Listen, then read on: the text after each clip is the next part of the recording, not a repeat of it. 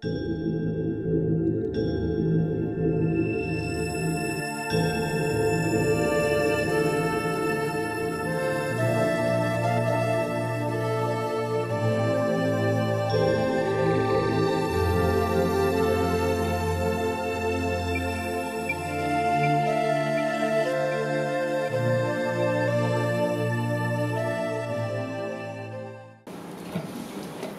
alaikum, everyone. So over the past 3 days, we have had some amazing lectures from our professors. We have learned about knowledge will empower science, scientism. There was a lecture by Professor Necati about causality, nature, and chance. Now we will be learning how to, through examples, how to apply that in your classrooms. Like we have science topics, for example, here I'll be presenting 2 topics, a skeleton, and second topic will be interdependency of plants and animals. So our 5D model has 5 dimensions, or for kids we say 5 steps. For kids we're using the term explore for the first dimension, which is the analytical thinking dimension. So where we analyze our topic, and when we analyze, what we're actually doing is we're analyzing the scientific facts, but keeping in mind that we sift out the embedded secular ideology that is there. For example, let me move on to the introduction first. Let me just introduce it, and then we can go through the first step. So for introduction, we will first introduce the topic to children. Like here we have skeletons, so you can explain them that all vertebrates have bones inside their bodies, while invertebrates do not. So you kind of introduce first the topic in your classrooms, and then you slowly build on to the first step. So when you're explaining that, it really depends on the grade level. So I'm not really an expert on that. Sister Uzma will help you with it, the grade levels. But what I will say here for now is, first you introduce the topic. For example, we can say that vertebrates all have similar kinds of bones. Some are much bigger than others, but the basic structure of bones is very similar in all animals and human beings. And we say something about them, or you ask questions. For example, you can ask the question, have you ever imagined what would happen if we did not have a skeleton to hold up our bodies? Now I ask this question to you. We won't be able to stand upright. Yeah? So you can ask this question. So it's like a warm-up session, just like Professor Necati does, like brain exercises for your kids. Next we move on. That is the first step now, explore, or analytical thinking dimension.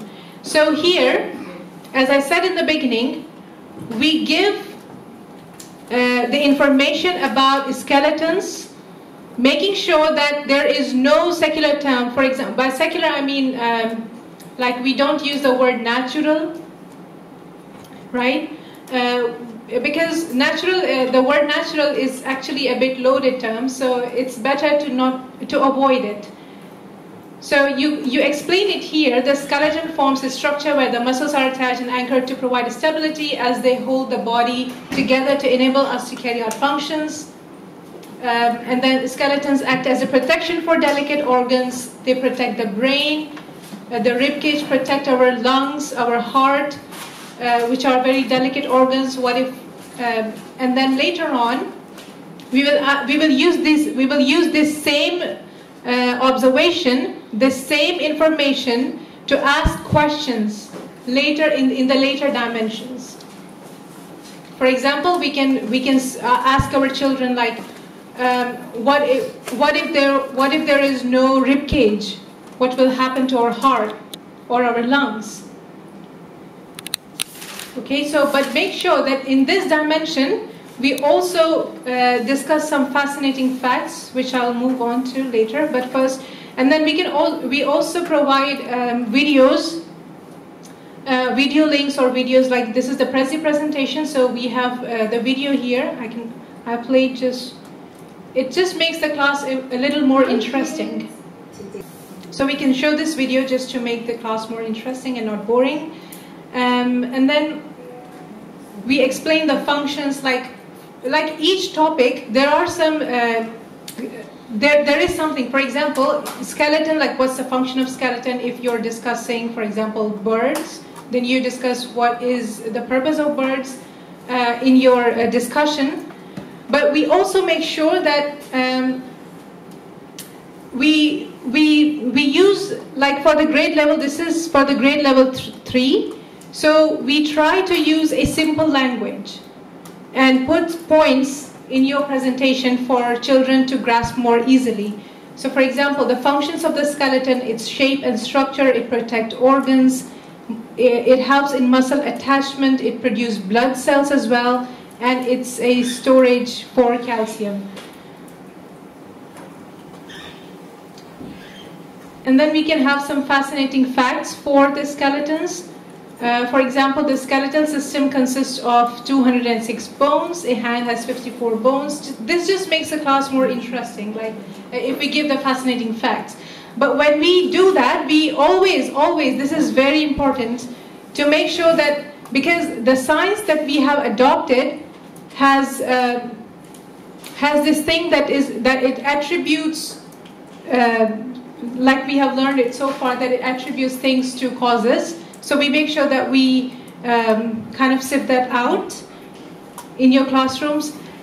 This is actually, you know, this may sound repetitive, but when you do it practically, it's a bit challenging. So, which is why I'm repeating it, because when we do it in our topics, it's very challenging to come up with facts that does not have that embedded ideology, secular ideology in it. Okay, so for the second step, it's compare. So what do you think, what else can be an analogy for the skeletons? Like I have given you an analogy here already, but what if I ask you, what could be an analogy for skeletons if you were to give it to your children in your classrooms? The chassis of a car. The chassis of a car. You know, you have the outer and you have the chassis. And that gives, it what gives the car the strength and the shape, the chassis. And once it's broken, the car is useless. The car is not safe for you anymore. What I'm saying is, I'm asking, so what we do in the compare step, the second step, we compare things that are made by Allah with something man-made. And why do we do that? Like a building like a structure of a building, that can be an analogy. And why do we do that? This is not done to belittle human's effort, because this was a question which was put to us in, I don't remember when, but this was a question that you are actually belittling the efforts made by scientists. Like when we are, so in the comparison, we are actually also showing that man-made inventions have their limitations. So we are comparing God-made things with man-made things in the compare step. Okay? So here we have skeleton as our topic.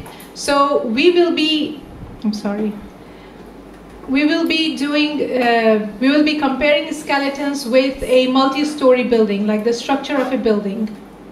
To understand the structure of human skeletal structure better. For example, the concrete foundation of structure's role in a building is like a skeleton's role in the human body, right? The taller the building, the deeper its foundation. But what's the foundation for a human body? Like we stand upright, what is it? It's our legs, but it's also, along with our legs, it's also our hands that keep the balance. And it's also there's a bone inside our ear that also helps us stand upright. Okay? So there's actually liquid inside a structure that helps you with the balance. Yeah. It's a liquid and hair. Yeah, you're right. That's the liquid inside the ears that help, that also contribute to that we are able to stand. So the skeletal structure holds the body upright. So we are comparing it here. Okay, so first what we do in the compare step, we give some information about the subject, and then we compare it with a man-made invention and give something about that, so that the child may have an idea of how amazing God-made things are. That is the motive behind it. That's the objective behind it. So, for example, when we can see some differences here. How the skeleton helps with movement, while the concrete foundation only supports the structure but cannot support the movement. Like we also move, but the building cannot move, right? So you can ask this question, how is it possible? For a concrete foundation to truly resemble a skeleton, imagine a building which could walk around like a human. But they might leave it when they shift, I think he was talking about.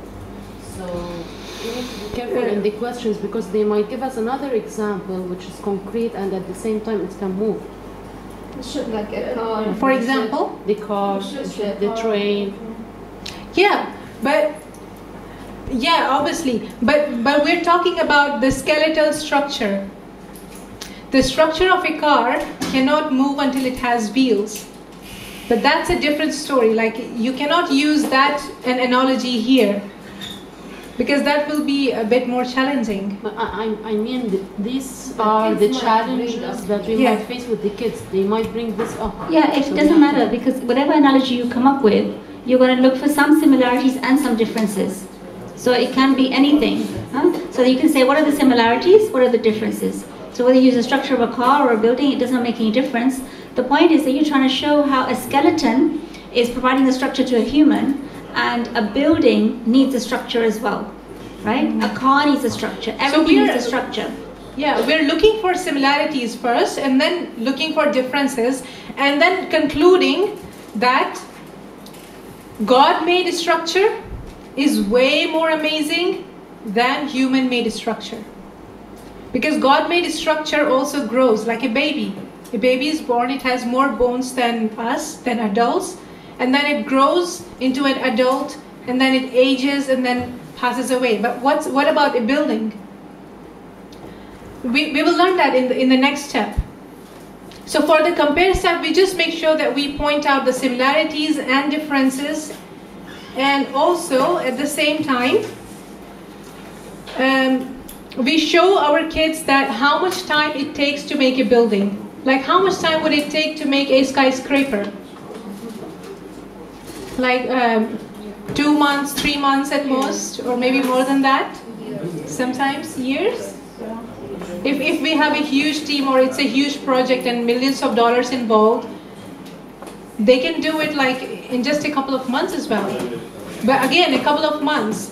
What about a human structure? 9 months. Yeah? 9 months. But the difference is that it grows. Yeah? But the building, it's once it's made, it's made. You can't do anything with it. So this is actually... yes, you can. I could build a structure over a building. You see, and I'm sorry, I'm being critical, and I'll tell you why. Sure. Because I'm going to poke holes in the model. The reason is that those holes, when you go with this and the teachers have to do it, they really have to be careful in the way they choose these examples. Because, like, for example, you said right now, right? Let's do this right now. I'm your student, right? I'll say, no, I can have a structure and I can build extra floors. How many times have you seen that happen? Sure, definitely you can. But again, still, like we learned in the explore step about the skeletal structure, I gave you a very brief information about it. when the kid asks you that question, you can bring up those fascinating facts that I discussed. Like it can store calcium. Can a building do that? Or can, I'm with you. I'm just trying to. But your question, you said that you can build another floor on it, or right? But it's you who is doing it. How about your body? How about your body? Are we in control of it? Right? Yeah, I think it's very good. So please, anyone, you have any question, feel free to bring. Remember, one of our dimensions is critical thinking. Yeah, so that will be in third step. If we cannot really, tolerate your critical thinking, that means we're not doing a good job, because we are encouraging actually our students to be a critical thinker, which basically means that we are absolutely open to any questioning, as long as the intention is basically to see what is working, what is not working, rather than to engage in ego clashing. We're not interested in debate to see who knows better, okay? So this is not a stage we're gonna debate, but this is a stage we are absolutely open to any questioning. I think the questions that Brother Weiss asked is very essential. The point here, we need to see what is our objective in the second dimension. Our objective in the second dimension is not to show God made one is better than man made one. Our objective is actually to give an example, to have students to understand and appreciate that God made one, like a man made one, in order to come into existence requires certain things. What it takes for this to come into existence, it takes will, knowledge, and power. So that's what we want them to understand. Now, if they understand that God made one is way better, then they might say it requires higher level knowledge and power. But for us, that's really not, this is secondary. Because the key part here, if you can understand that clearly from the human experience, a building cannot come into existence, a building structure, without a will, planning, power, knowledge, then now we say, look, don't you think that the body and the skeleton in the body is like that? How can this come into existence without someone with the consciousness, with the will, with the knowledge, with the power? That is the whole argument we're making. Remember, what we try to tackle in the next steps is that the main argument is this is natural. This is just a material causes making. We say, look, what do you mean? The nature doesn't have a mind. The material cause doesn't have a knowledge. They don't have a consciousness. They don't have a will. How can they be the source of this amazing structure? So that is really the purpose. So therefore we do sometimes point to, because in reality, if we are knowledgeable, every God-made things are absolutely way better than man-made one. But that is not our primary objective. We don't want to get into debate, and as Brother Weiss bring it, someone could challenge it as well if you engage in that one. Because this is not our primary purpose. Our primary purpose is we try to find the source of God-made or the explored object or event there. We try to compare with the man-made one to make a clear case that it takes knowledge, will, and power for this to come into existence. So that is the point, and that's how we're going to negate those three we call secular trios. So the whole purpose behind the analogical thinking to really negate that first and foremost before we go and affirm it in the fourth one. Can I say something? But when we compare the question that which is better, it's going to come out. Like the kids will ask it and they would come to their brain even if they don't ask. And in reality, God made skeleton is way better. Maybe we don't have enough knowledge, but like the skeleton, if it breaks, can build by itself. It has the muscles attached. It moves with the muscles. That is who is moving the muscles. The car is like who's fueling the muscles that move. So we could bring some comparisons, but we have to be clear that God made things some way. But again, I agree. I will say, but you might not have enough knowledge every time to say this is better than the other. So therefore, I will say this is not a primary objective.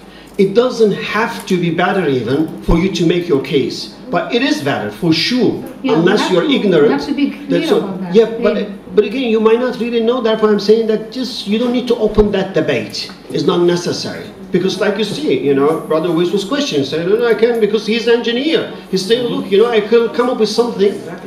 That's what I'm saying. You have to be careful, right? Like the purpose of this is not to show this as the better this. The person is to take our kids or anyone from that secular mindset. Oh, this just happens by chance. It just happens. It just grows. Like, will it be possible? So, like, I would take the same example you're giving right now and say, okay, we made this building, right? Will it over time just start expanding on its own? The child will say, no, that's not possible. Exactly. So, what if I need to expand this? What needs to be done? Intelligence, effort, money, right? And then that, you would have to put that in for this building to become bigger, yes? So when your body grows, when you're a child and all of everything, does it just happen? He's going to say, well, I eat food. Okay, food, okay. Well, if I give someone that is when you are 40 and you eat food, your bones doesn't grow. Why it grows when you are 40 years old and you eat food, your bones doesn't grow. Why it grows when you're younger? Exactly. So what I'm saying is that instead of trying to prove the one better than the other, it's more like the whole idea is to take him back to Allah. That this is Allah's. Allah subhanahu wa ta'ala is causing this to happen. Like really, that's where we're going. So in other words, when you say the food analogy is like you say, okay, if the food makes you grow, do you think if I put some cement and other thing on the top, the bottom of the building, it's gonna make the building to grow by itself? That's nonsense. Yes, this is the raw material you provide, but there has to be someone with knowledge and will and power to take this and actually put it in a particular shape. So, and you know this, you know from your experience of a Lego house, from your experience of, let's say, your own house. So now use this experiential knowledge and understand what God does. That's really the purpose behind it. In some of these topics, the kind of videos we select are to show the amazingness of the man-made object as well. So for example, with the building, you can show how they put up a skyscraper, a huge one, in a very short time, and you can fast forward it and show it. So that way the kids see, oh wow, look, there's so much happening here. So then you ask them, well, you need people who have got a lot of training to be able to do this. You need people with skills. You need all these huge cranes. I mean, especially, you know, the competition to get the tallest tower up, right? In Toronto, you had that one, and then there's in Dubai and etc. Right? I don't even know what to say. Now is going to be right. So what you want to do is you want to say to them, wow, look at that, right? So the purpose of the analogy is to make them eventually come to that point. Well, the knowledge and will and power of the creator of the human skeleton is way more. But you want them to arrive at that conclusion. That's the purpose of the analogy, to show them that yes, this effort is there. So where is the effort and the knowledge and the will and the power coming from for the human skeleton, for example? But I think if Saba, you can continue, inshallah. Yeah. Excuse me, I want to share something. Yeah. Yeah, please, very so quickly. if the aim is to help to build the critical thinking, so it is rather than we push, so we pull from the students, right? Yeah. Exactly. Yeah. So that's why they can explain what they know, because essential question, big question that they can ask is by what does it look like, at what it doesn't look like that. So I think we can better to pull from the students, not from us, to compare. We actually have a guiding questions for each dimension that teachers can use in a classroom to just pull from them what they want to really hear from them. We have this as well. So in the teacher guide that you have it, we have the whole section for this as well, that you can, there are certain guiding questions that you can ask for each dimension that you can really get them to walk through this. Just for a quick recap, because of the discussion, I covered the explore step, the first step, the analytical thinking dimension, where we choose the age-appropriate content, number 1. Number 2, we focus on a specific feature of what you're talking about. Number 3, we focus on the language. We make sure that we sift out the secular language from our content. And number 4, in explore step, we discuss the fascinating facts. Now in the compare step, our objective is to show the man-made invention versus God-made things. And then in the compare step, we also show them the limitations of human-made things, and we use this analogy to help students discover the divine power that is working behind everything that exists around us. That is our major objective in the second step. So, for example, when I ask that question,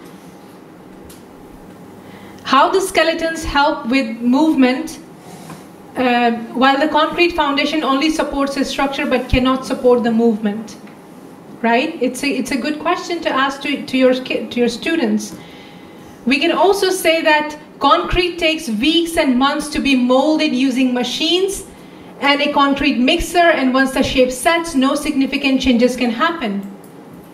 Right? But in the human skeleton, it is built over the years in an elegant process that occurs smoothly every day, every night, without machinery, cranes, or equipment. So that is what we do in the compare step. So, sister, can I ask a question? Yes, please. Why the use of the word built? Sorry? Why the use of the word built? The human skeleton is built. The human skeleton is built. Actually, when we write our articles, we make sure that we use the language that does not attribute what's happening to the causes. So when I say the human skeleton is built, what I'm actually saying that it's built by God. It's built. It's not natural. So in other words, it doesn't occur. It's built means reminder there must be builder. That is also we use some phrase like we say it's built, or we say it's designed. Yeah. So we intentionally use that because then we say it happened or occur, so it gives impression as if it just naturally happened.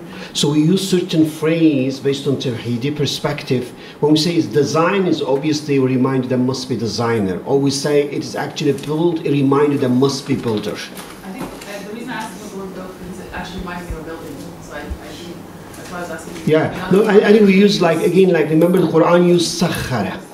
When Quran used sakhara, it's basically, it means it's intentionally made to serve you. So it's the Quran never used a phrase in a secular language to say it happened. The Quran never said the rain, just the water comes down. It says وَأَنزَلَ مِنَ السَّمَاءِ مَاءً فَأَخْرَجَ بِهِ مِنَ الثَّمَرَاتِ رِزْقًا لَكُمْ. So we're the one actually bringing the rain down. We're the one who is bringing the plant from the ground for a particular purpose to make a risk for you. So this, what we call talos, is very explicit in the Quranic language. So therefore we try to word choice as much as we could, that we try to really make sure that the word we choose that is really take you to the creator, to the maker, rather than give you impression as if this is the cause and effect. But this is what I'm trying to say, the word built kind of made me feel, I'm not sure about anybody else, that it's not It's not created? Yeah, it made me feel more like a human, we build. Yeah. Allah doesn't build. I think it was done purposely because we are using the analogy for the buildings. Building, yeah. But later on we will come later to our, once we go to fourth dimension, it will all make we sense. create explicitly. We prepare the ground in which that we try to avoid really use any explicit statement, but we just try to filter the ideology. Yes. So we can also then we actually have videos for both steps, for analytical thinking dimension, first dimension, and also for the compare dimension. So in the first dimension, for example, I had the topic skeleton. So I showed the video for skeletons, and then we showed that how amazing it is, how the fascinating facts that it has in the video. And then in the compare step, what we do, we use, just as Sister Uzma mentioned, that we use the video to also show that man-made inventions are also amazing, but God-made things are even more amazing and fascinating than man-made. Like, because we are actually in awe of technology when we look at the skyscrapers, especially in Dubai, for example. We we get very excited about it, right? And we think that, oh, humans have come so far, like the technology, like the 5G, yeah? So we also acknowledge that we do not deny human efforts, but we are actually comparing both things, because no matter how good inventions are, human-made inventions are, they still have their own limitations. So just one thing, when we acknowledge human-made inventions or buildings or whatever, we also say, subhanallah, the creator of this human mind that did so and so and led to the, you know. Yeah, definitely. It's Allah who has given us that brain that's working for all of that. So indirectly, it is Allah who has, who is the actual creator of that building, just as Professor Turner mentioned in his lecture. So we move on to our third step, third dimension, which is for kids, we use the word question step. And for adults, we can say that it's the, critical thinking dimension, where we use our critical brain to question the phenomenon that we're discussing. For example, here we can say that over thousands of years, humans were using different building materials between stone, wood, and blocks made from mud and straw, then experimenting with adding ground-up limestone or gypsum after wetting it, which gave it a more hardened finish. We now see concrete mixed with sand, gravel, and other materials to form multi-story buildings. Like this has, the structures, for example, our homes have evolved over time. Like we used to live in caves, then we made structures like that using mud and straw and woods. Then we developed our brain. Obviously, I should be more precise when I say that.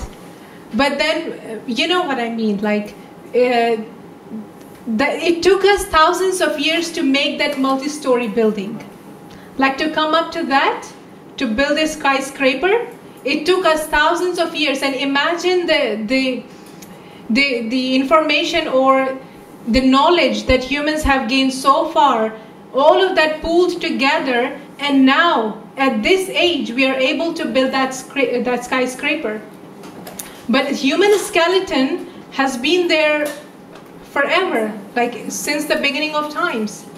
So you know what I mean? What I'm actually trying to do here is making you think and actually question that it took, that imagine how much time it took and how much effort it took, how much knowledge and money and material it took for humans to build that skyscraper, to build that structure. And then look at the human skeleton, right? So here we question, let's go deep inside it. Now we question, if we bring together sand, cement, pebbles, and metal rods, throw them in a pile and leave them for hundreds of years, do you think they will turn into a multi-story building? Like if we wait for 1,000 years, do you think all of that will come together? Or if we put a manual by its side, do you think that something will happen magically and it will, and the building will form itself on its own? So in question step we have 3 parts. We have divided it in 3 parts: nature, cause, and chance. Nature, cause, and chance. So for nature, what can we say? Is it natural? Is it natural for a building to occur on its own? Can a building occur on its own naturally? Like if we put everything together, like the cement, the sand, also the machinery that is required to make a building, can that happen? How about strong wind? Can it push materials around and cause the building to emerge? How about thousands of monkeys, for example? Of course, the answer is clearly no. It cannot happen. It would be absurd to say that it happened naturally or by random accident or chance, right? So we know it from experience. Now here's the experiential knowledge that Professor Alparslan has talked about in his lectures. We know from experience that it takes several engineers and hundreds of builders to build one building after working for a long period of time. Like there are laborers involved, there are engineers involved, right? To make just one building, which has its own limitations, of course. So imagine the structure that we have. That is what we're doing. We are asking questions. And we are asking questions about knowledge, will, and power. Like how much knowledge does it take? Just as I mentioned, like it took us thousands of years to have that knowledge that we can now build a skyscraper. We also have that will and that power now that we have machines, we have cranes that can lift up heavy materials and then help us build that building, right? So what does it take? What does it take to build a building? Teams of skilled, knowledgeable engineers and builders are needed for one building. How could a human skeleton be this complicated and created by accident or a result of chance and probability? Now we're asking questions. How can that be possible? As I said, in question step, in third step, critical thinking step, we have divided it in 3 parts: nature, cause, and chance. We question all 3 of that. And then in 4th step, we come up with an answer. If no building ever emerges without a builder, how did we get this beautiful body with purposeful bones? If we say that we have come, like we were born on our own, like this happens naturally, how can that happen? Like we need a builder to make a building. How about our skeleton system, like our skeletal structure? What does it take? Like how is it possible, right? Who is the maker of the skeleton? So this is the 3rd step. Our 4th step or 4th dimension is meditative thinking dimension, or for students, for small kids, we call it connect step. So can you go back to the I think so. It's really essential that we, see how we do the questioning for nature, cause, and chance. So, in a sense, since we use the example of building, let's say I have no idea about the building, how it come to existence. So, in this case, when I come here, I try to really see my questions: what is the source of the building? How does gorgeous building come into existence? Okay, so in this case, basically the options given here, one option is saying that is the cause. The cause, material cause, means that the concrete, the wood, the glasses, the metals, those are the things. That is the cause, material cause. So when to say the material cause make it, is like to say all this raw material needed, they somehow put themselves together to build a building. So you tell the kid, you say, go to the, what's in US, what you have it is said in the building material, what was the Home Depot selling? Yeah. You go to the Home Depot, they have all these construction things. You tell them, look, do you ever believe that those material in Home Depot one day come together and build a gorgeous house, you can go and sit in it?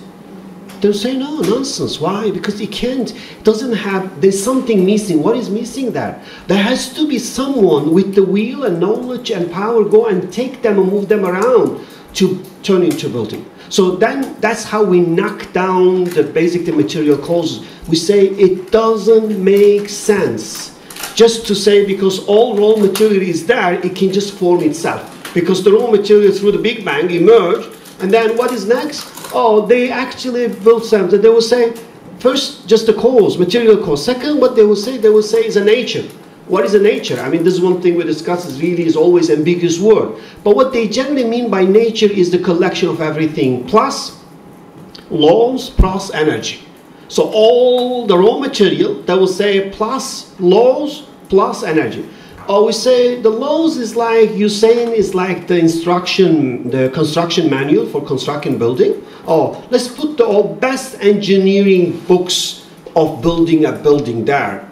We put it as along, in Home Depot, along all this material. Do you think that now that's actually information or knowledge in that book is gonna go and put those materials together, building a house? It doesn't make sense.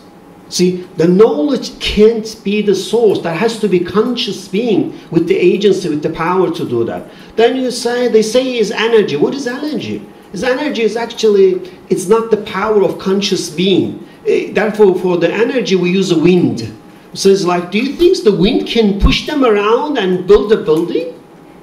Because the wind is the things that pushing something around. Now, the energy doesn't have a purpose, doesn't have a mind, doesn't have a knowledge. So how come the energy, by sheer pushing something around, will end up actually building something that extremely, purposeful and extremely useful structure? So that's really the way that we try to do. We break it down and try to see how we can, essentially question that. For nature, the key question we do, we try to say, does nature have any mind? Because it is nature.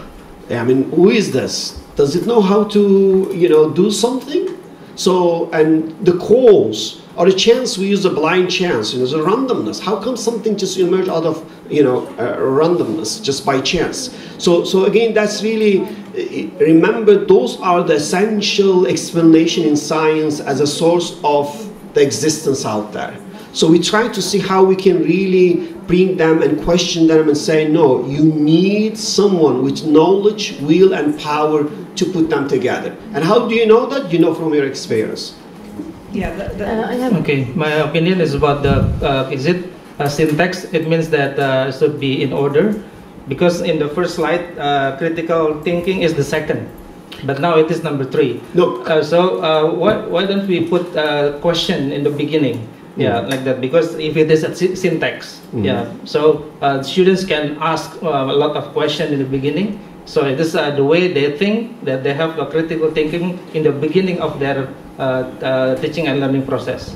Yeah, so I think we could do that at the beginning as well, but I think the reason we put critical thinking at the third step, because we introduce the topic, provide the analogy, we want to have a debate and discussion on the analogy. So, and therefore we say, because analogy is really essential to comprehend the subject. Once they make sense of what the skeleton look like compared to what we do as a human, then now we can have more fruitful questioning. So that's the reason we put the questioning at the third steps. Because in our model, analogy is very, very essential to come up with a good analogy, right analogy, and to build all your debate and argument based on this analogy. Because analogy is that when let's say if you kids, you tell them, you can have them to just play with Lego and build a house. That's analogy. Then now you say, you went through the experience. Use your experience, knowledge of experience, and tell me what it takes for Lego pieces to come together to be a Lego house.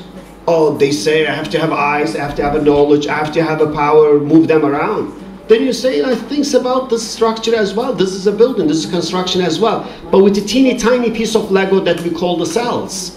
How this can come into existence. So that's the reason we put it in the third steps. Okay. Yes. So the slide is wrong, yeah? Because this slide number 2 is critical thinking. Number 3, analogical, and number 4, moral, and number 5 is mediative. Which one is that? You mentioned here in the different types of. Yeah, I think there could be mistakes there. Yeah, in the order. It's first analytical, then analogy, then critical thinking. Okay. That could be. Yes. Take it from the. Remember what are we doing? We're teaching a science topic in a science lesson. We're in a science lesson, right? We're teaching children about the skeleton. Okay, so what are we trying to do is make sure that we don't teach them secular science, right? So when we are teaching them, we want to make sure that not only are we not teaching them secular science, but we are making them in awe of the creation of Allah. So in order to do that, we have to make them think about the analogy, something that they can immediately connect it with. And after they have connected it, that's where the critical thinking will take place. That they will conclude for themselves that okay, this can't happen by chance. It can't be caused. It can't be natural. So what is it? So remember, like when we are looking at the model, if we get stuck in a specific part, just put it in the context of the whole.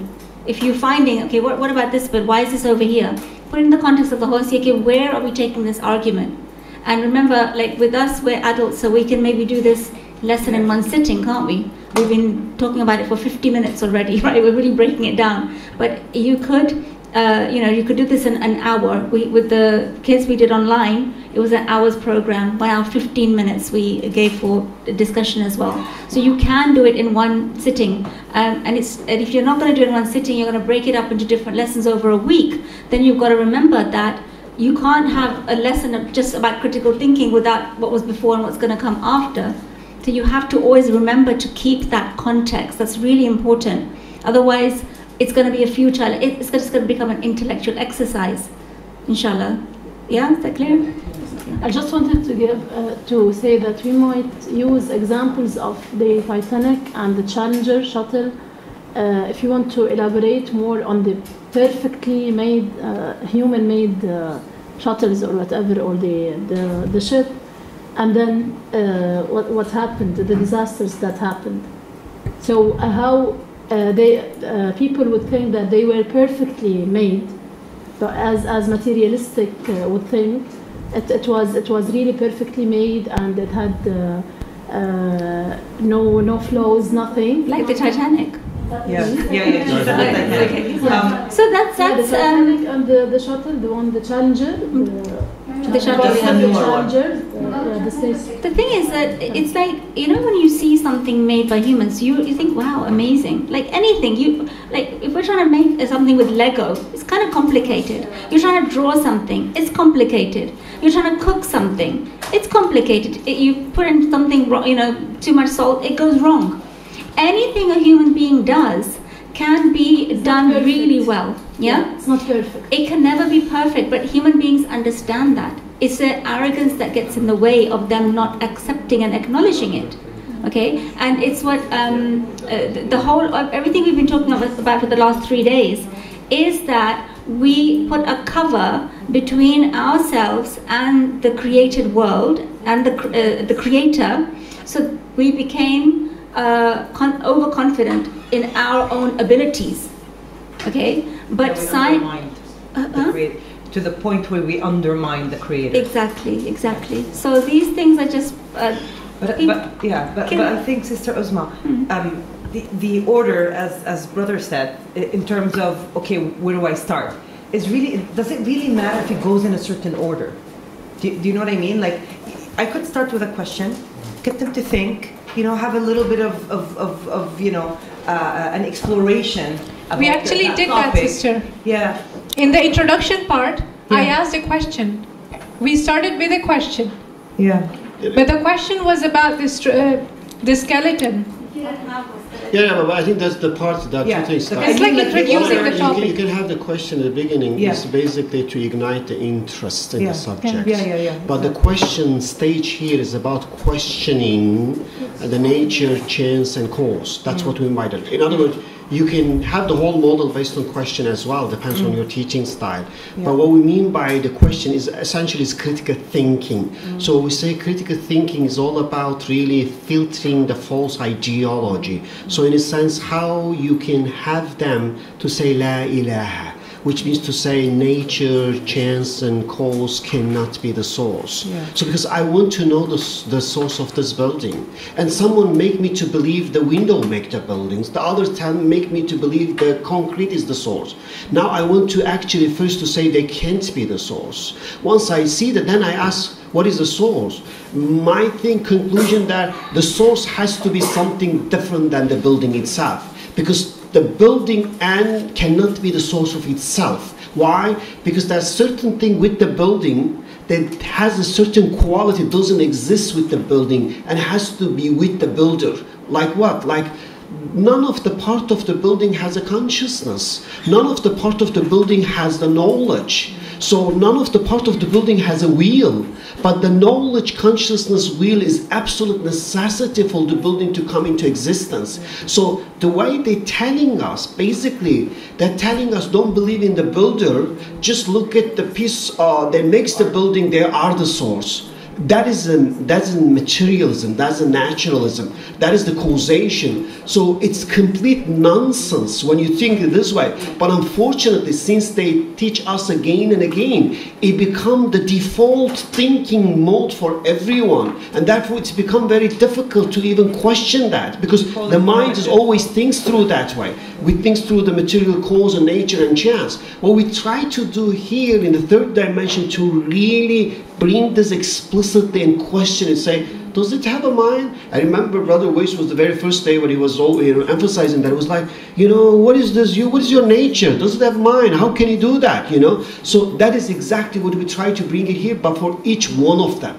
For nature, for material cause, for a chance. So that is really, in one way, I will say, it's, if you really look at all this work of Islamization, they never focus on that side of the things. Their whole emphasis is to bring ayah and hadith into the existing knowledge without really questioning this embedded ideology and filtering them out.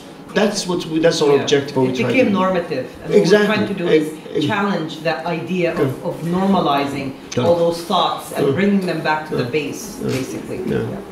So I think based on your explanation, it is not a syntax. So I answer myself. Okay. So you can just directly go like that in the questioning, in the question, critical thinking in every stage of your teaching process. You can, right? Yeah, you can. No problem. Can I say something? The objective of this session is to show how to teach it to grade 3.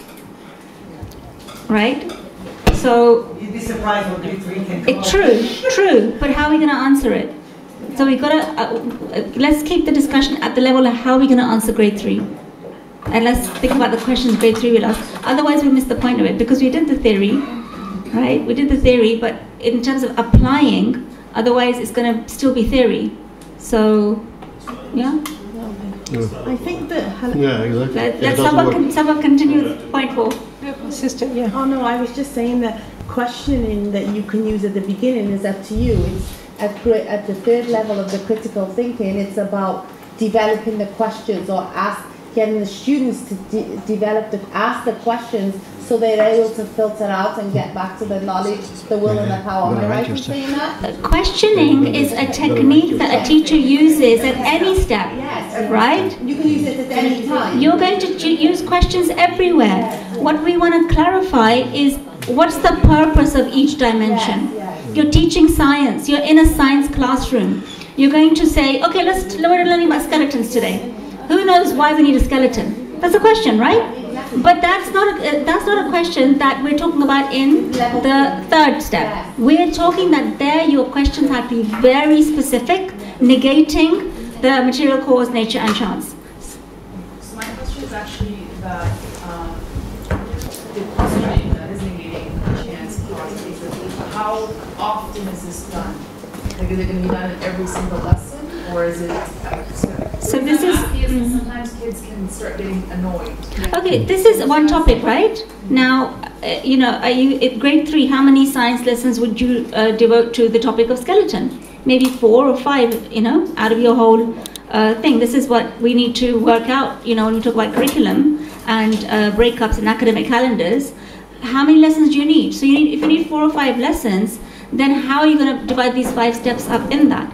So you're not going to be constantly asking questions, constantly having a debate. The point is not a debate. The point is we're teaching science. No, I agree with you. My question, so let's say we talk about the skeleton and we've asked these questions, right? And then we move on to, let's say, another topic. Let's say it's about flowers or something. Right. Right? So are we going to apply the same thing with the flowers? The method is the same. So in the pilot study that we did, I'll go through it in detail with you later, but 6 weeks in each school. One school did it for 8 weeks. Kids loved it.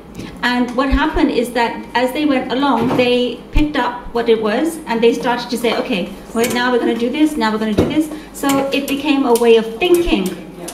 That's what we want. I think your question is like, will that kind of be repetitive in a way that can become boring to them? Yes. But I think the key part here is that what really makes the subject interesting, every time you bring different subjects, you have to be very, I don't want to say creative, you have to be very innovative. Remember, creative is secular. You have to be very innovative, then in which that you have to bring different analogy and bring it different. And once they really get skillful on that one, you'll be very quick on that. You don't have to spend 10 minutes, 20 minutes, 30 minutes. The point is, if once they get it, move on. because that's not the point. The point, if you knock them out, then you can move to the main point, because there are a lot of points that you can put more emphasis. But again, we think is really the way we design it, that for up to the grade 3 we actually only cover nature and chance, because we say the course is a little bit higher level. But then even that, then we say at a high level that how much you're going to go to the course and completely dismantle the course and say everything is wrong. So we want to go to other higher level. So in a way, we try to make some differentiation as they get mature, that we want you to really engage in higher level of thinking, to the level, to the level you said, now think everything is directly caused by God. That's in a way that you completely take the cause out of the picture and connect everything to the Creator. Because initially for little kids it might be hard to comprehend that, but I think you could do eventually on that level. Sorry, I was just going to add very, very briefly, is that the reality is that the children, the young people are constantly being fed secularism.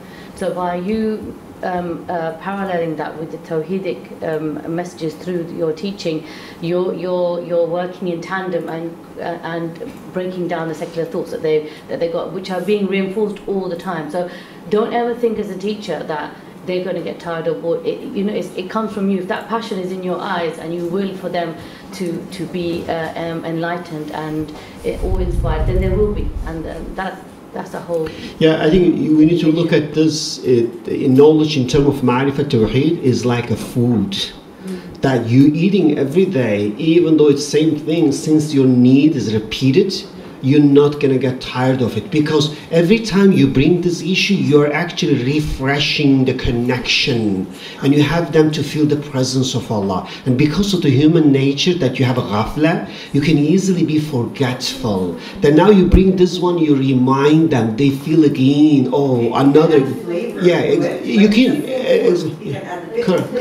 But even if you don't have the same flavor, basically you still need it. So therefore, this is knowledge of knowledge of Allah, ma'rifatullah, is something different than the other knowledge. There's not, you're not really, your objective is not to teaching skeleton. Your objective to really connect them to the Creator. So, and therefore, whatever subject you cover, you want to establish these linkages. And as soon as they feel they are in the presence of Allah, they actually gain enormous pleasure from that. So therefore, I think this khushu, that khudur, that when you feel in the presence of Allah, that you get a kind of pleasant feeling, and that is really beyond any other things. That if you truly feel that you're in the presence of Allah, that's give you perhaps the highest possible pleasure. So I think so that is really one objective that we try to really connect everything to Creator, through which they feel the connection with Creator as well. Yeah. And I think this needs to be embedded like in every single lesson plan that you probably do right across the board, until it becomes a norm for us as educators as well. Yeah, exactly. But that's why we are initially right now working for science subject, but we want to do for every subject, because there's not only, the ayah is not about science, that everything is an ayah. The psychology is ayat as well, because how would you read the human experience and see, the ayah within your experience, or get connected to the Creator through your own feeling? That's also, is a very, very important. So we try to really see, our first steps is really, first stage is science, but we are going to move to other social science and human science as well. If you look at the Bloom's taxonomy, you can see the questioning techniques that they use, and you can apply this in the 5D, like questioning techniques for each category, and then you use those, and then you'll know what you're trying to get out of the kids. Yeah, as I mentioned, we have in the book that I share with you, we have one section, give the set of questions for every dimension, which means that you can get them to go through this journey by questioning alone. Yes. So you just ask them question, you have them to really go through that. Actually, to make this point clear, let me give you another example, which I was asking Sister Uzma that I would really want to present, that it's a human eye and camera. Let's compare that. Let's compare human eye with camera. When you teach human eye in a classroom, you can begin with questions about eyes. Okay? So then in the first dimension, you can analyze human eye. Like it has retina, it has cornea or whatever. And then in the second step, you compare it with a camera. Okay? So it's like a man-made camera being compared with God-made human eye. In the third step, you can question that is it possible for a camera to occur by chance?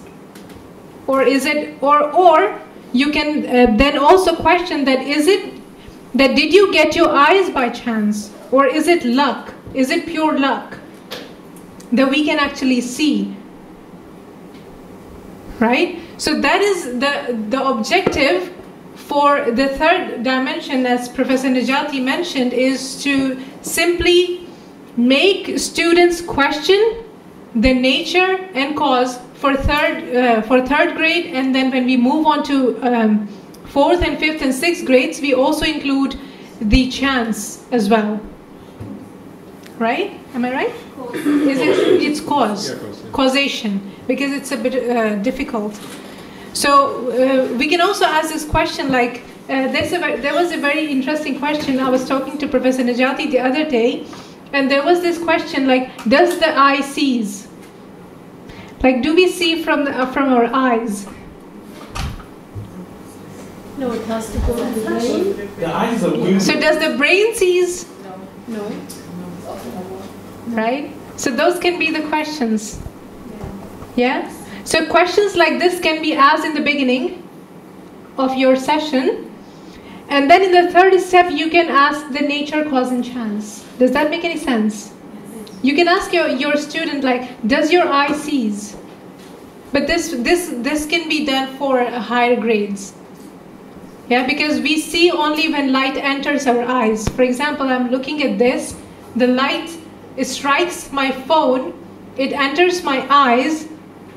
And then it gets converted into electrical signals, and it's those electrical signals that reaches our brain, and then the brain forms the image, and we recognize that this is the phone, but it's neither the brain nor the eye that sees. So this is what we do in 5 steps, 5 thinking steps. You can visit our website. There's this whole article in a very detailed information you can find 5 steps on human eyes. It's also on human brain.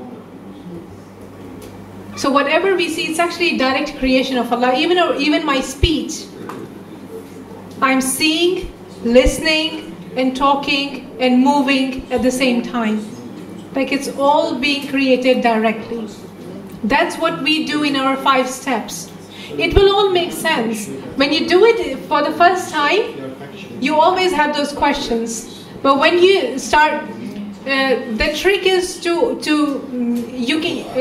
Professor Necati, we can do, when they all do practicals and when you write your articles on your own, then you will realize those tiny things that goes in, those tiny details. Yeah, that's why I think we're going to go through this writing practice. Yeah.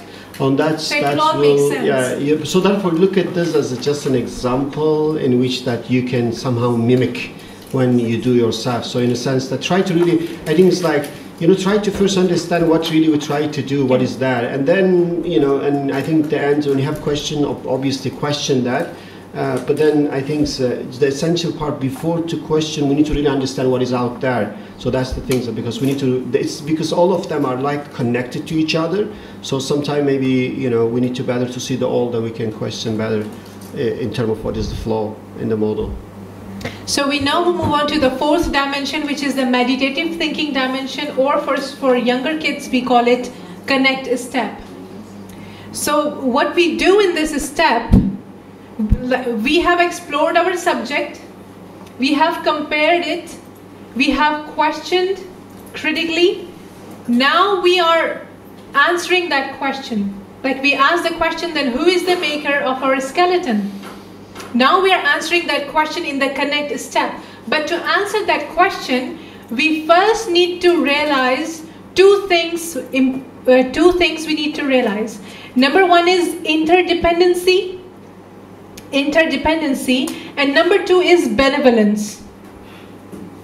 Right? when we realize the interdependency, for example, even our structure, one bone is connected to the other is connected to the other. Like our structure cannot exist without, if I remove my rib cage, the structure will fall down, right? So it's connected at the micro level.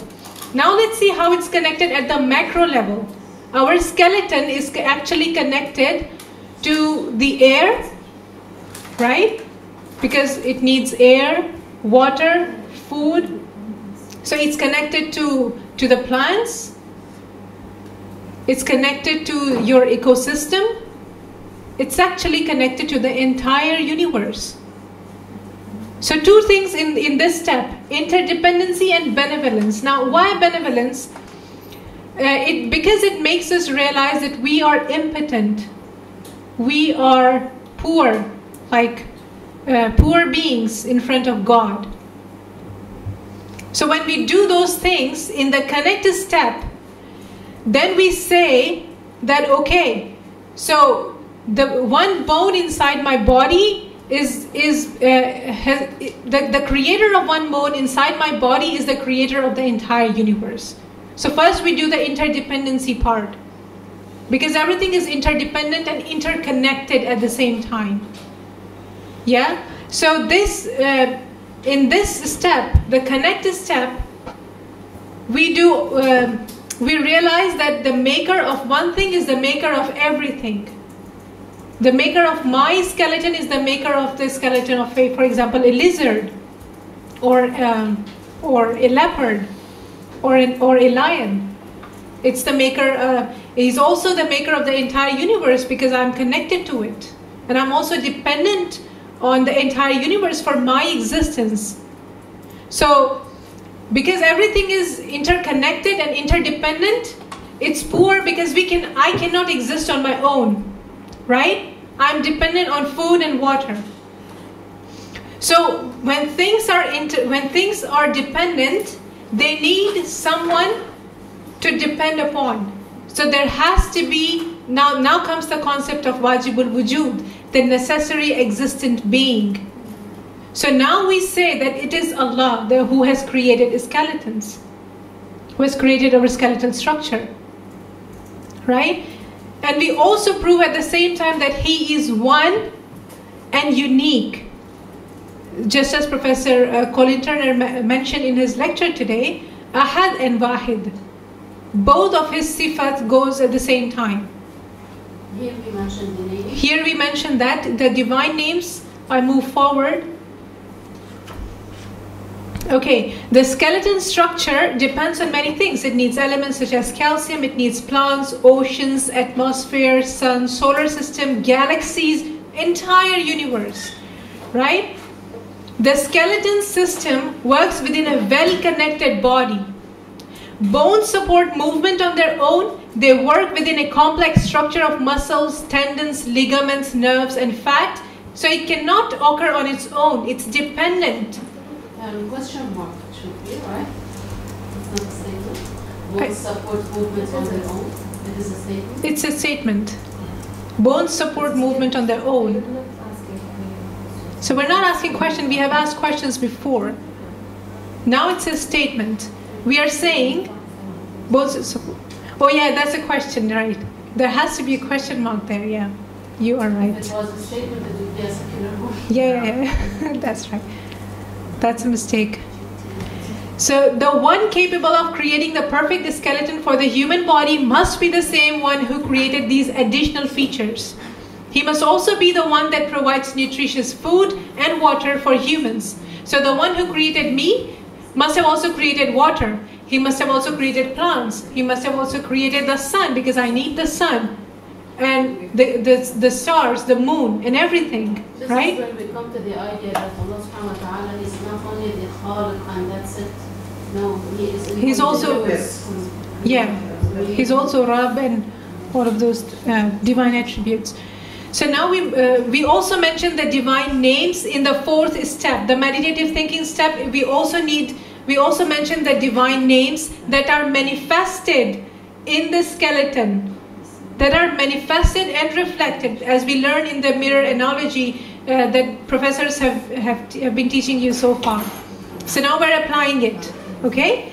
So as we explore the skeleton system, we will learn many divine names that are reflected in it. For example, we know that Allah is Khaliq. He is the creator. As we understand how He turns simple elements such as calcium into strong bones. What is calcium? It's like an element. But the bones are made of calcium, right? We will learn that He is Al-Hakim. He is all wise. He is absolutely wise, because look at the wisdom behind it. Everything, like our hands, the structure of our hands, all of that speaks of the wisdom of its creator. We will learn that He is Al-Qawi. He is the strongest. He is absolutely strong. Is that what it means? Al-Qawi, I guess?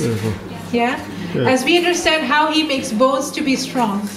We will learn He is Ar-Rahim. He is the most passionate, most compassionate. He loves us. That is why He has made it this way. Imagine if our hands were not there, or what if you have like a third hand? If we had a third hand, imagine how we would look like. Because He loves us, He has created us in the best form, right? So usually we only mention 4 divine names, and those divine names we try to choose the divine names based on our topic, right? For example, we use the divine name Al-Qawi because we have the topic as skeleton. Skeleton is strong, okay? So this was the 4th step, the connect step. Yeah, so listen briefly. So I think in that stage is really, really essential. That remember in meditative connect stage, we try to really make case for creator. So again, the way we make the case for creator to point to interconnectivity, interdependency. So interdependency means that everything depends everything else to really sustain its existence. So like the example here is, let's say in case of the bone, is not exaggeration to say that you need the universe to really have the bone. Why? Because for the bone to really, what we learn from science, for the bone to be created, you needed what? You needed this calcium in the food to be carried to the cells.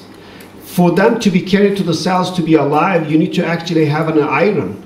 To have the iron, actually, you need to have the iron to be created in nova explosion. A giant star has to really explode with the high energy for the iron to be created. Therefore, Quran says, "Anzalna hadid," when it talks about the iron. So in that case, basically, if the more we study, the more we understand that, the way Allah creates, He could have created, let's say, human skeleton like a steel, that is not dynamic, needed food and other thing to really be created. It's just a one piece and created, doesn't need anything else. But He didn't create that way. He created in a way that for that skeleton to really be sustained, you need almost the whole universe to support you. So that is the part that we point to the interdependency. And from that we say, that means whoever created the whole universe must be the one who created the bone. So, and who could be that? Or the one with the infinite power? Or that's what we call it, Allah. So that's what we reach in that. So then after that we say, what can we learn about Him as we really, look at our knowledge of, let's say, skeleton? Or the way He creates skeleton, He's telling something about Himself. He's saying He's all-knowing, all-wise, all-powerful, all compassionate. So we can read certain name, Al-Qawi, all-powerful from that. So we can read certain name from that one. That is really the point. So in a both to make the case for the Creator, and also to learn some lessons in terms of divine names, as we see in the Quran, is very clear messages. Shall I move on? Do we have questions? Next one. Okay, now we are moving on to our final dimension, which is the moral thinking dimension, or for students, younger students, we call it the appreciate step. So here, we teach our kids that what we have learned so far, we appreciate it. We appreciate our skeleton, right? Because it's a gift from the Creator. So because without it, we would not be able to stand upright. We would be a lump on the floor. Imagine how we would look like. Or maybe we could have rolled over or crawled like a worm. So without the skull, we will have brain damage from a small accident. So we appreciate that. Or if I say, or you can say this to your students, like you would not sell your healthy arms, hands and legs even if they offer you $1 billion, will you? Like it's not possible. Who can sell can you sell your eyes? Can you sell your arms? Don't ask these questions. In this day and age, please don't ask those questions. People do. Actually, they sell their kidneys, they sell stuff, so I wouldn't ask these questions. You sell your body for money. People do. Nowadays, Yeah. they're doing it not for money even. Yeah. Ableism. They call it. Really, I didn't know that. Let's focus How on. could that be possible? Look, that was the point. She started by talking about the point that it's a gift. How is the skeleton a gift? Right in the beginning, she showed that jelly-like creature. That if you don't have a skeleton, you're like jelly, right? You can't walk, move, anything. So a gift is something that when someone gives to you, you appreciate it. So imagine that your skeleton was taken away from you. Imagine that the bones in your hands and arms, are gone. What's going to happen to you? You can't move. So this... Don't ask it. That's what I mean. Sometimes you have to be careful. No.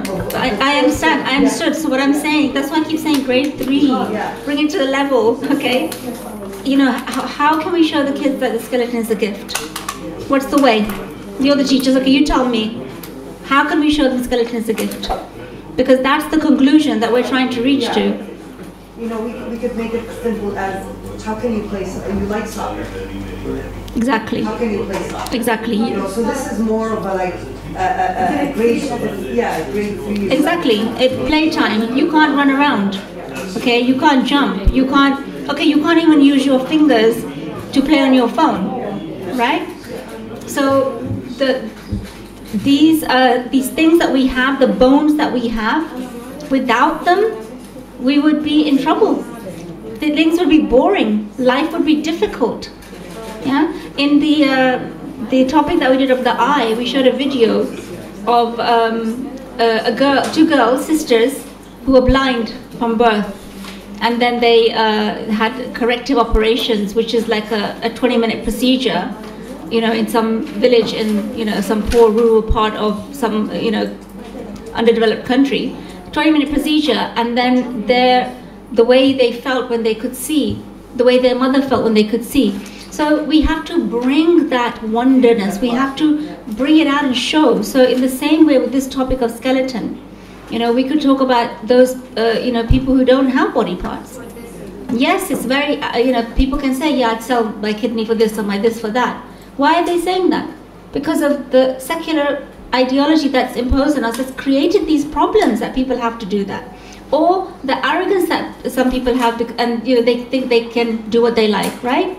But what do we want to bring to our kids? We want to show them real life. We want to show them that a gift is not something that you get wrapped in a box. That's not what a gift is. A gift is something you already have it, so that they can then appreciate and then gratitude. Be grateful to Allah subhanahu wa ta'ala for that, then protect it. Yeah. Then protect the skeleton. It's an amana. Yeah? I think, again, we might change the questioning, depends on what's the perception in culture, but I think the essential part here is that you want them to really engage in thinking, to appreciate. You say, what if, let's say, you lost your leg? Now, how much is going to cost you to go and get this, protest, and through all this painful surgery? You can get the factual data on that one even. Just Google, you find out, you say, that's how much it's going to cost you for one leg. But imagine you have, have no legs, no arms, and all bones, that you have to go and get this artificial one.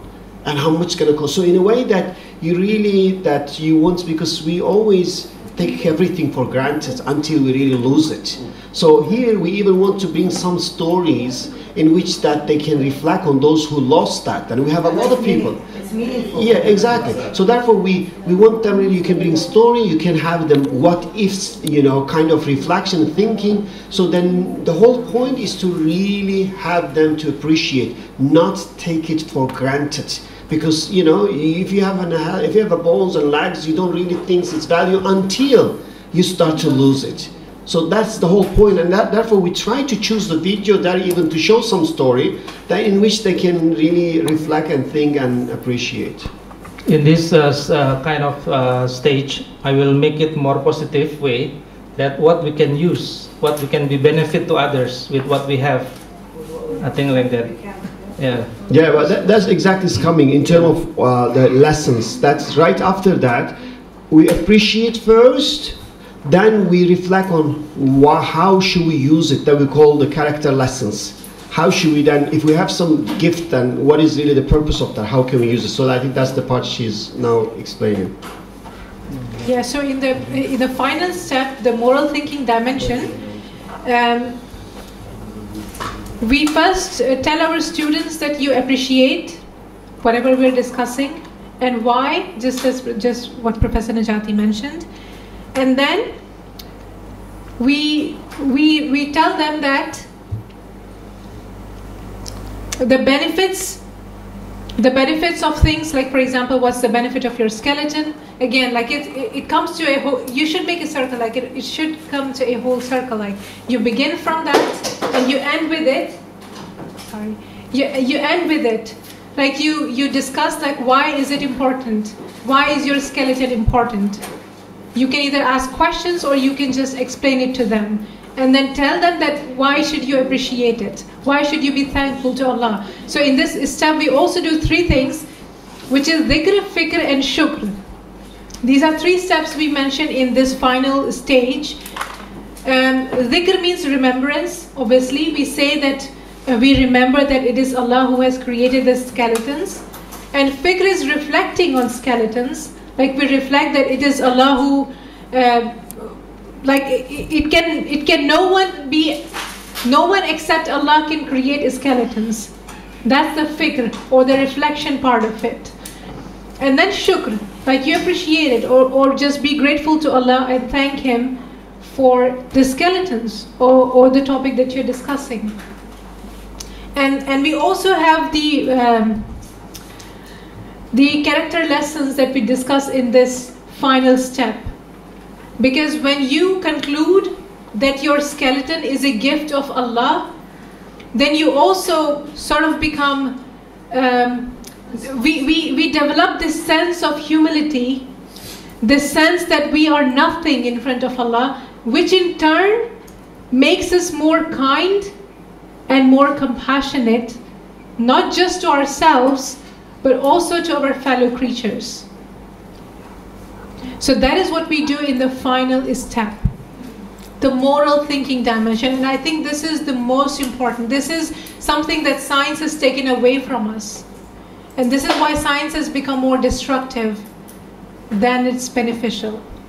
Because this part is missing. Can I just say at the point that what can you see from a skeleton? What lesson can you derive from a skeleton? What does the skeleton do? It holds up the whole human body, provides support. So in the way the skeleton is providing support to me, I should be a supportive person. I should support others. I should look after others. Okay, so that's one. So you look at the actual topic that you're studying and think, well, what can you observe from it? What can I learn? That this skeleton that Allah has created inside me is doing its job. What can I learn from it? And that in that way we learn the moral lessons. They are that's the character building aspect. Exactly. Internally. Yeah. Remember we just discussed a couple of minutes ago when we were standing there that we're not going to put the tarbiyah in separately. We're going to bring the tarbiyah out of this. And then the hadith that we have, a very apt hadith about, a building where believers support each other. So we connect Quran and hadith at this step, after this appreciate step. So here you have science, Islamic studies, character building, all merged, exactly. Yeah. Alhamdulillah. That's why it has 5 steps, and all 5 of them are essential, and essential in the way they are. Like you cannot. Huh? We did that in the connect step. So in this final step, we mentioned the moral characters. The moral lessons that we learn, and then this is the conclusion part. where we say what we have learned from our topic. Right? You can discuss this with your students. Like, we should aim to strengthen the Muslim community in any way we can, to help each other build, nurture, endure, and sustain life's challenges. Just like the skeleton in the human body, we each have our role in our families to maintain, strengthen, and build relationships which are ties of blood, which is silatul rahim. I'm sorry if I'm pronouncing that wrong. How do we nurture our Islamic personality? Right? So those are the questions you can ask towards the end. How do we fulfill all our responsibilities toward larger society? How do we remain steadfast and upright like the skeleton? So these are the questions that you can ask at the end of your lesson. So these must be our questions and concerns for each other, right? And then we have this beautiful hadith which says, the believer is to the believer like parts of a building, each supporting the other. So we pick up a hadith or the Quranic ayah, both actually, not or, and hadith and the Quranic verse that is related to our topic, and we also mentioned that in our lesson. Yeah, I was just going to add to Saba that at this point there's also, obviously you've got the opportunity for the Dalil from the Quran and obviously a hadith, and the fact that our body is an amana, and that then as we're interdependent. As an ummah, we rely on each other, and that we're one ummah, and they were connected, and that ultimately, you can make the connection of Khalifatul Ard there as well. So you've got that channel there to really ground their belief, their understanding, their purpose, and their connection with their Lord and the believers as one body. So I mean that particular one, that topic about skeleton, can really underpin their grounding and their Muslim character, mashallah. Yeah, thank you so much for that, sister. Right. That's essentially what we mean by integrated teaching. Yeah. Yes. So we have integrated science with moral lessons, with the Quran, with the Hadith, and also we have proven that it is Allah who has done that. Like that phenomenon, we are explaining it through the Tawheedi lens. And this is the integrated model. Yeah, and just to conclude, I would say that now that you can see the 5 dimensions, you can see how the concepts we've been discussing fit into each dimension, right? And we're running very late, so we're not going to have time for the second topic, but we will give you Prezi links so you can, I've actually sent it in the group this morning, you can see the one on animal and plant interdependency. What I think we should do, Professor Necati, is just give them the topics and throw them into the hot water, yeah? So, so the groups are made in the WhatsApp group. The topics, I had some very difficult ones, but Dr. Necati came and changed them. So we've given you very simple topics. Now, I don't think we can do it in this room because we really want discussion and interaction. So my suggestion is that the women's masjid area, if the 2 of the female groups go up there, yeah, 1 group sit outside in that area. There's some other rooms here as well. Then we go here? No, there are 2, 3 other, we can have them open. There are 2, 3 different rooms. We can get people in that room and have like a... Yeah. So basically, go find yourself a space in your group. I think the men can stay here, 1 group on that side, 1 on this side, maybe. Correct. Yeah, exactly. If there's a 5, I'm here. I'm here for everyone. I think we have enough room. We have enough room. So I think 2. Okay, the topics are in the WhatsApp group. According to your group number, take your group topic according to your group number. Can I have quiet, please? Just 1 minute, everyone. 1 more minute. I'm going to give the clear instructions. Okay, please open the WhatsApp group. Find out which group you are in. If you are in group 1, you have topic 1. If you are in group 2, you have topic 2, etc. Find your group members. Go find a space. Go and write a 5D topic. Following these 5 steps, I'm also going to just in the group just send you 1 document as a guideline for you, inshallah.